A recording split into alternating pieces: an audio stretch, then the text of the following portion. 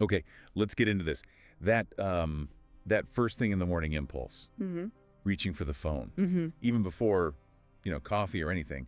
What's really going on there? It's a fascinating question, isn't it? Because we tell ourselves it's about staying informed, checking in. Right, the news, messages. But that compulsion, that urgency, it feels like it taps into something, well, deeper, something more fundamental than just information. Yeah, like a reflex. Yeah. Almost primal.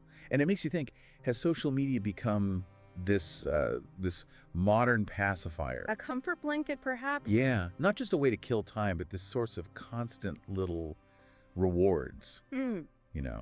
The likes, the comments. Oh, absolutely. It's like a tiny dopamine hit each time. A validation cycle. It really is like a slot machine you carry around. You refresh the feed, pull the lever, Yeah. hoping for that little jackpot of attention. And if we look at this through a psychoanalytic lens, think about those fundamental human drives. The need for love, for recognition, for pleasure. Freud talked about sublimation, right? How we redirect these raw urges into more, let's say, socially acceptable outlets. So instead of maybe building real-world connections for that belonging, You might meticulously cultivate an online persona, chase followers, pour energy into that digital identity. The underlying desire hasn't vanished, it's just shifted its focus. it turns into this whole performance piece, doesn't it? The amount of effort, filters, angles, the perfect caption. Exactly, crafting the self. You see someone post this amazing sunset photo, caption, so grateful for life. And you have to wonder, It's underneath. yeah, is it genuine sharing? Or is it a quiet plea for approval?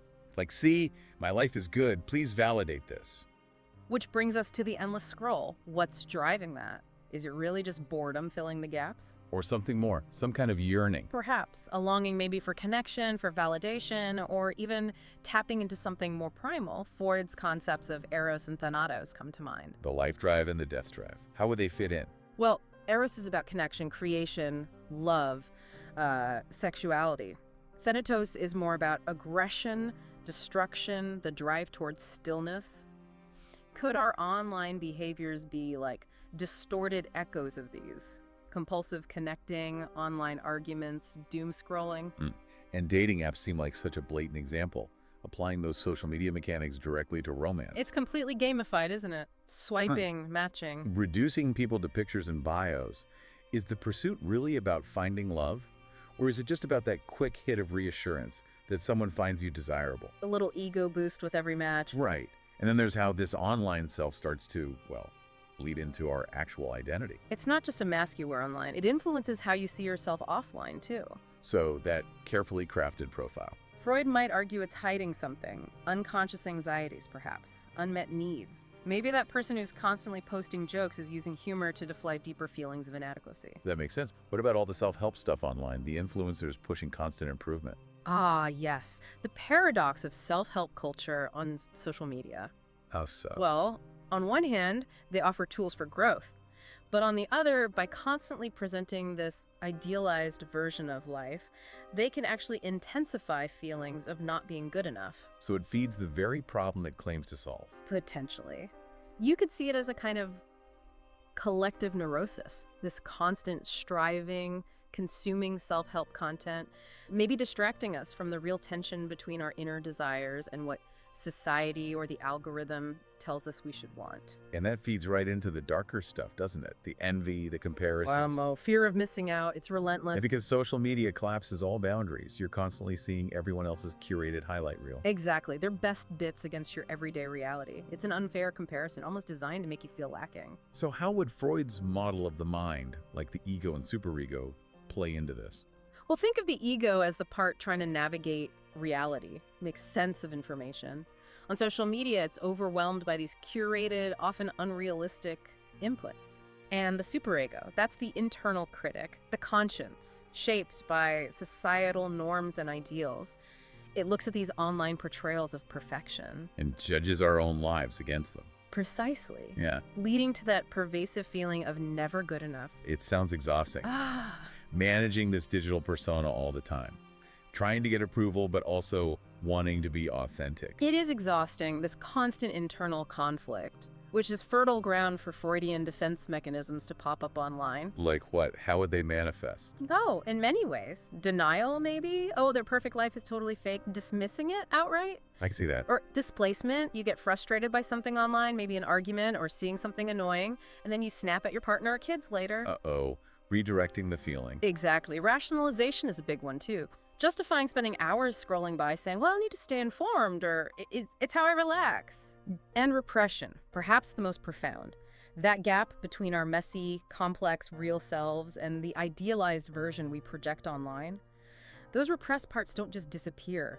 They leak out in subtle ways, in our anxieties, our slips of the tongue, or maybe our obsessive online habits. It really starts to feel like social media isn't just individual anymore. It's like this mass performance. Yeah.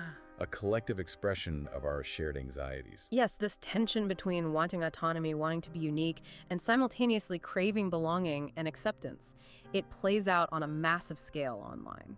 You mentioned productivity porn earlier, that obsession with optimization, hustling. Freud might connect that drive to prove oneself, to constantly achieve, back to, well, deeper insecurities, perhaps a fear of failure, or even unresolved Oedipal dynamics, the need to impress an internalized authority figure, like a parent. Wow. So these aren't new anxieties, they're just playing out on a new stage. Fundamentally, yes. These unconscious motivations operate beneath our awareness. Social media just provides a very public, very accessible arena for these ancient psychological dramas. It's like civilization requires us to suppress certain instincts, right? Impulse control is key. And social media has found ways to take those primal urges and transform them, turn them into content. That's a great way to put it. Anger gets channeled into outrage culture. Desire gets commodified through influencer marketing and targeted ads. But the core human struggles, the needs, they're still there, just repackaged. Absolutely. Played out in pixels and posts, often raising more questions about who we are in this digital age than providing clear answers. It really is like a funhouse mirror, isn't it? Social media distorting reality. Definitely. And even the simplest actions take on new meaning. Consider the like. Okay, just clicking a button. Is it though? Or is it a microtransaction, an exchange of recognition of desire, happening at a scale and speed unimaginable before? Compared to building relationships slowly, face to face. Exactly. Which leads to that paradox. Does all this connection actually make us feel more connected? Or could it, ironically, amplify loneliness? And the posting itself, you called it a performance. A performance? Perhaps even a form of self-deception. The lines blur between the curated online self and the person offline.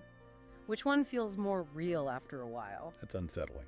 Freud's concept of the ego ideal fits perfectly here, that idealized image of ourselves we aspire to. Our online profiles often become the canvas for projecting that perfection. And the platforms themselves are shaping us too, right? Influencing what we even want. Oh, profoundly.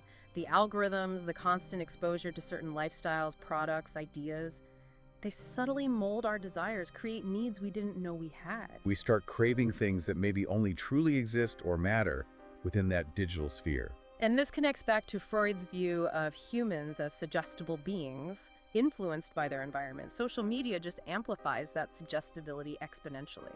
So, in a way, social media is like a collective dream. That's an interesting way to think about it. Like analyzing a dream reveals hidden aspects of the individual unconscious. Perhaps analyzing social media trends reveals hidden contours of our collective culture, our shared fears, desires, anxieties. Which means paying attention to our own reactions while scrolling can be pretty insightful. Definitely. What posts evoke a strong feeling in you? Anger, envy, longing, joy. Why that post? What does it touch upon within you? It's like a clue. A clue to those hidden needs, those buried fears, those unmet longings. But it feels endless. Like the unconscious itself, the feed never stops. There's always more content, more scrolling. It mirrors that labyrinthine quality, doesn't it? It's not a puzzle with a final solution, it's an ongoing exploration. Yeah, and we're left wrestling with these contradictions. It promises clarity, but delivers ambiguity. Connection, yet potential isolation. Individuality encouraged within rigid, conforming formats. Tools for self-expression that often feel prepackaged. Exactly. So wrapping this up, there isn't some neat takeaway message here, is there? No easy fix. No, I don't think so. Perhaps the value isn't in finding an answer, but in sitting with the discomfort, in recognizing that forces beyond our conscious logic are at play when we interact online. That the unconscious is always humming beneath the surface. Which leads to the final thought, really a question for you listening. When you open that app, when you start to scroll, what are you really looking for? Because those deeper needs, those Freudian echoes, they're embedded in that seemingly simple act, just beneath the likes and shares. And maybe just starting to notice them, to see those patterns, maybe that's where the transformation begins.